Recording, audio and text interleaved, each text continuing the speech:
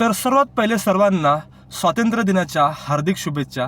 Happy independence day. जशा प्रकारे दरवर्षी आपण मनापासून स्वातंत्र्य दिवस साजरा करतो, तशा प्रकारे आपण आपल्या फॅटपासून स्वातंत्र्य कधी भेटेल ह्याचा आपण कधी विचार करतो का? देशामध्ये ओव्हरवेट असणं किंवा स्किनी फॅट असणं हा एक कॉमन प्रॉब्लेम आहे, कारण की लहानपणापासूनच आपला न्यूट्रिशन तसा असतो. आपल्या डाएटमध्ये प्रोटीन कमी आणि कार्ब्स आणि फॅट जास्त असतं. त्याच्यामुळे लहानपणापासूनच मसल बिल्डिंगची प्रोसेस योग्यरित्या होत नसते. बहुतेक लोक एखाद्या जिममध्ये कार्डिओ आहे की नाही हे विचारपूस करूनच जिम जॉईन करतात किंवा रनिंग करतात. त्यांना असं वाटतं की रनिंग केल्याने त्यांचं फॅट लॉस लवकर होईल, ते लवकर बारीक होतील, किंवा त्यांना असं वाटतं की एखादी कुठली चहा पिल्याने त्यांचा फॅट लॉस लवकर होईल.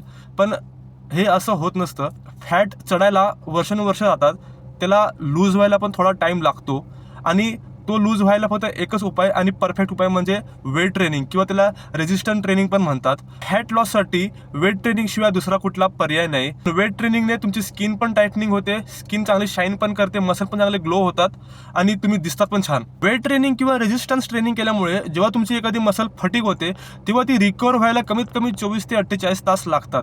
आणि जेव्हा तुम्ही जिममधून वर्कआउट करून बाहेर पडता तेव्हा देखील तुमचा फॅट लॉस हा चालू असतो. जो तुमच्या डोक्यामध्ये विचार असतो की कार्डिओ करून तुम्ही फॅट लॉस लवकर कराल, तर कार्डिओ करून तो फक्त तुमची इन्स्टंट कॅलरीज ब्रेक करतो. आणि एकच गोष्ट सांगेन की जिम जॉईन करा आणि वेट ट्रेनिंगवर फोकस ठेवा आणि प्रोसेसला एन्जॉय करा. त्यानंतर तुम्ही हळूहळू वर्कआउटला, एखाद्या कुठच्या एक्सरसाइजला तुम्ही आधीन होऊन जाल, मजा येते नंतरला. आणि प्रोसेस जेव्हा एन्जॉय करायला लागतं ना, तेव्हा तुमच्या डोक्यामध्ये तो विचार राहत नाही की मला फॅट लॉस करायचा आहे, मला आता वेट गेन करायचं आहे. मला त्या सगळ्या गोष्टी डोक्यातून निघून जातात. आणि डोक्यामध्ये असा कुठचाही विषय ठेवू नका की मला अजूनही रिझल्ट का भेटत नाही आहे. तुम्ही जेव्हा ती प्रोसेसला एन्जॉय करायला लागता ना, तेव्हा तो सर्वात बेस्ट मोमेंट होतो. तुम्ही आतून खूप स्ट्रॉंग होत जाता, लक्षात ठेवा.